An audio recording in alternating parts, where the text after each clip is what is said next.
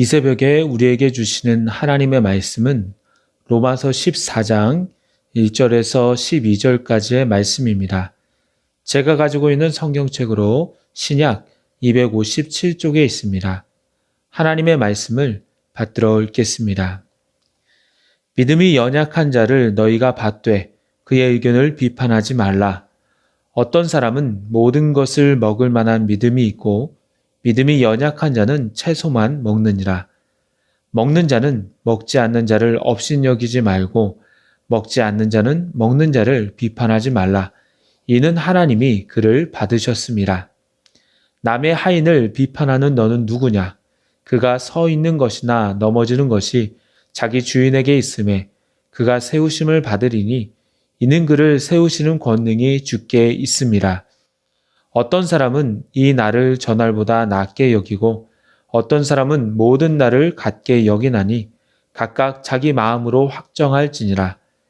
나를 중히 여기는 자도 주를 위하여 중히 여기고 먹는 자도 주를 위하여 먹으니 이는 하나님께 감사함이요 먹지 않는 자도 주를 위하여 먹지 아니하며 하나님께 감사하느니라. 우리 중에 누구든지 자기를 위하여 사는 자가 없고 자기를 위하여 죽는 자도 없도다. 우리가 살아도 주를 위하여 살고 죽어도 주를 위하여 죽나니 그러므로 사나 죽으나 우리가 주의 것이로다. 이를 위하여 그리스도께서 죽었다가 다시 살아나셨으니 곧 죽은 자와 산 자의 주가 되려 하심이라. 내가 어찌하여 내 형제를 비판하느냐? 어찌하여 내 형제를 업신여기느냐? 우리가 다 하나님의 심판대 앞에 서리라.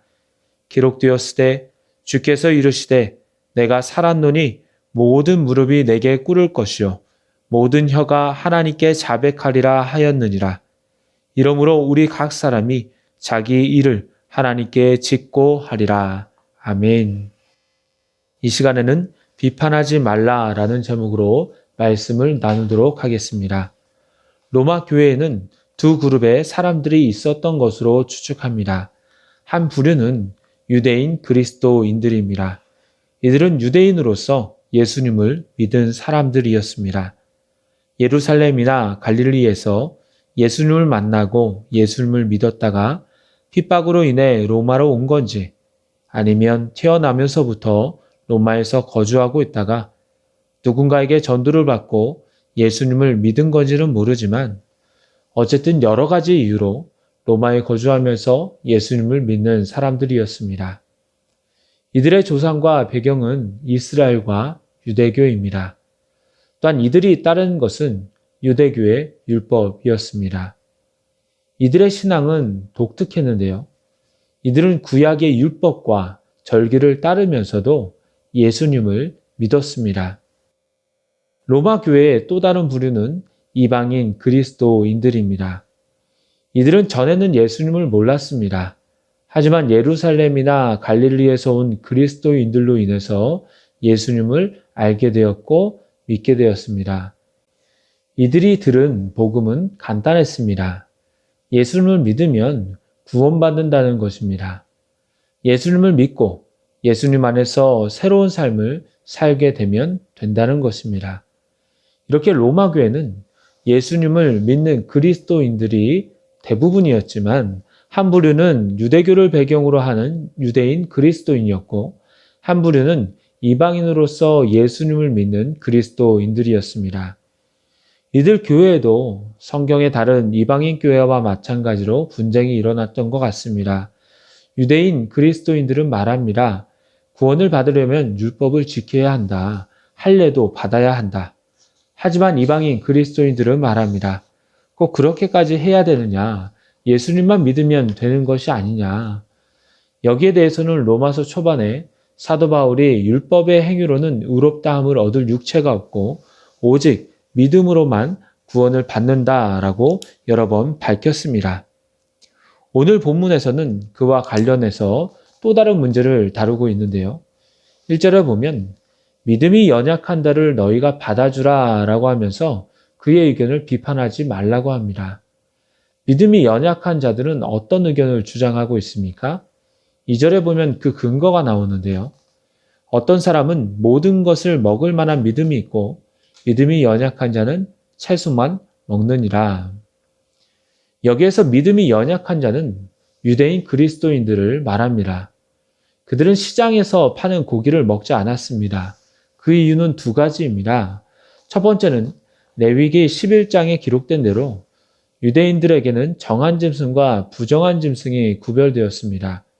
그들에게는 굽이 갈라져 쪽발이 되고 새김질하는 짐승은 먹을 수 있었지만 다른 짐승은 율법에 의해서 먹을 수가 없었습니다. 또한 자연사나 다른 동물에게 죽은 것 또한 먹을 수가 없었습니다.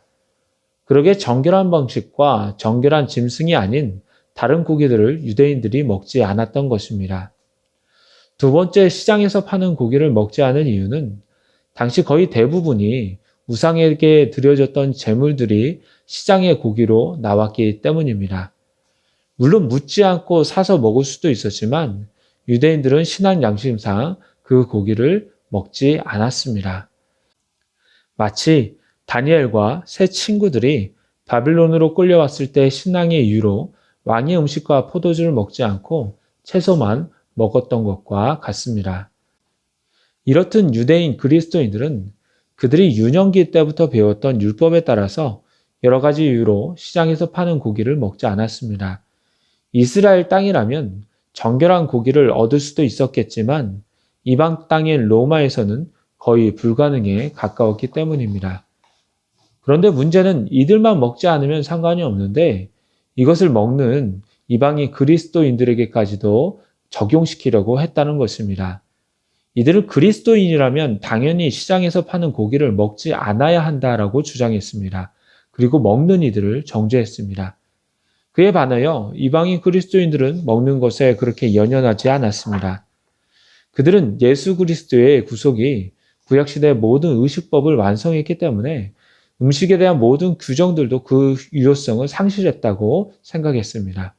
즉 하나님께서 모든 음식을 깨끗하게 하셨으므로 음식 자체는 이제 속된 것이 없다는 것입니다. 결국 이 음식 문제로 인해서 서로가 서로를 비판하며 교회가 분열되는 일까지 일어나게 됩니다. 여기에 대해서 바울은 뭐라고 하고 있습니까? 4절에 보면 남의 하인을 비판하는 너는 누구냐라고 합니다. 유대인이건 이방인이건 그리스도인이라면 모두 다 하나님의 사람들입니다. 여기에서는 하인이라고 표현을 했는데요. 하나님이 주인이신데 그분이 뭐라고 하지 않는데 먹건 먹지 않건 서로 간에 비판할 필요가 없다는 것입니다. 오히려 서로 판단하는 것은 남의 하인이 꼭 자기 것이냐, 자기 소유인 것처럼 하는 것인데 그것은 하나님을 향한 명백한 월권 행위임을 밝히고 있습니다. 또한 5절에 보면 음식 외에 또 다른 문제도 있었는데요. 어떤 사람은 이 날을 전날보다 낮게 여기고 어떤 사람은 모든 날을 같게 여기나니 각각 자기 마음으로 확정할지니라. 유대인들은 안식일 뿐만 아니라 금식일도 있었고요. 지켜야 하는 여러 절기들도 있었습니다. 이들은 이방인 성도들도 이러한 날들을 다 지켜야 한다고 했던 것 같습니다. 하지만 이방 그리스도인들은 모든 날을 똑같은 날로 생각했습니다. 굳이 유대인의 날과 절기를 지킬 필요는 없다는 입장이었습니다. 이렇게 음식과 날과 절기로 분쟁이 일어날 때 바울은 이렇게 말하고 있습니다. 6절입니다. 나를 중히 여기는 자도 주를 위하여 중히 여기고 먹는 자도 주를 위하여 먹으니 이는 하나님께 감사하며 먹지 않는 자도 주를 위하여 먹지 아니하며 하나님께 감사하느니라. 음식을 먹고 안 먹고 나를 지키고 안 지키고가 중요한 것이 아니라 그 행동에 대한 동기가 어디 있느냐가 중요하다는 겁니다. 결국 음식과 날의 문제는 서로가 어떻게 하면 하나님의 말씀을 더 잘 지키려고 하는 것이고 그 동기가 모두 주님께 있기 때문에 어떤 입장에서든지 하나님께 감사한다면 다 용납된다고 합니다. 바울은 이 본문에서 어떠한 행동이 옳은지 그른지 시시비비를 따지지는 않습니다. 그것은 바울에게는 중요한 문제가 아니었습니다. 서로 다름이지 틀린 문제가 아니었기 때문입니다. 하지만 바울이 중요하게 생각하는 것이 있었는데 그것은 바로 성도들 간의 하나됨이었습니다. 서로 간에 비판하면서 다투고 분열되며 형제를 비판한다면 로마의 교회가 나누어질 위험이 있기 때문입니다. 모두 다 예수님을 사랑하는 마음에서 하는 것인데 중요하지 않은 일로 분열되는 것을 원치 않았습니다. 그래서 바울은 분명하게 말합니다. 10절입니다. 내가 어찌하여 내 형제를 비판하느냐? 어찌하여 내 형제를 업신여기느냐? 우리가 다 하나님의 심판대 앞에 서리라.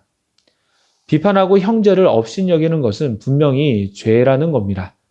하나님의 심판대 앞에 선다면 선악간의 심판을 받을 것이기에 비판하지 말라는 것입니다. 그러면서 바울은 구약의 말씀을 인용합니다. 11절입니다. 주께서 이르시되 내가 살았노니 모든 무릎이 내게 꿇을 것이요 모든 혀가 하나님께 자백하리라 하였느니라. 이 말씀은 이사야서 45장 23절의 말씀을 인용한 것인데요. 주께서 이르시되 내가 살았노니 라고 합니다. 원래는 없는 표현이었지만 바울은 말씀을 더 강조하기 위해서 내가 살았노니 라고 번역했는데 이 표현보다는 내가 항상 살아있다 라고 하는 것이 좀 더 생동감이 있습니다.